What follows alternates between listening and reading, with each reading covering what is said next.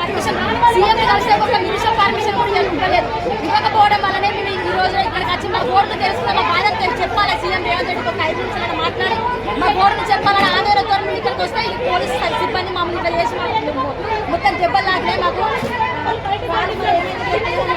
ఆమె అయితే సైన్ అయిపోయింది, ఆమె చేతుల్లోనే ఉన్నది. మమ్మల్ని ఇలా నిరుద్యోగ కళాకారులు కన్నా మేము గోసి అట్టది గొంగడేయాలి, ఆడాలి కచ్చగట్టది చేయని ప్రోగ్రామ్ లేదు సార్.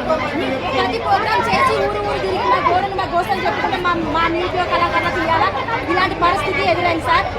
మీడియా వాళ్ళు మరి మీరు మీడియా ద్వారా ఈ ప్రపంచానికి తెలియపరచాలని మా నిరుద్యోగం మేము కూడా నిరుద్యోగ కళాకారులు ఉన్నాము. అసలైన కళాకారులు ఆ రోజు సారథిలో జాబులు ఇచ్చిండు. మరి ఆ జాబులు ఎట్లా పోయినాయో ఏం కదో మాకు తెలియదు. అసలు మేము ఆ రోజు నుంచి ఈ రోజు కనుక మాది ఇదే పోరు ఇదే కొట్లాట. కనీసం మమ్మల్ని గుర్తించండి సార్ రేవంత్ రెడ్డి గారు. మా నిరుద్యోగ కళాకారులకు కనీసం 1000 ఉద్యోగాలు ఇప్పించి మా నిరుద్యోగ కళాకారులను గుర్తించాలని కోరుకుంటూ నా మనవిని మీ ముందు మీ కాలంలో చూస్తున్నాను సార్. ప్రతి ఒక్క సమస్యని పరిష్కరించడానికి ఈరోజు రాష్ట్ర ప్రభుత్వం ప్రయత్నం చేస్తున్నది. అందుకే ఆనాడు ధనిక రాష్ట్రంగా చంద్రశేఖరరావు గారికి అప్పచెప్పినాం. ఈరోజు దివాలా తీసిన రాష్ట్రంగా మా చేతికి అప్పచెప్పింది.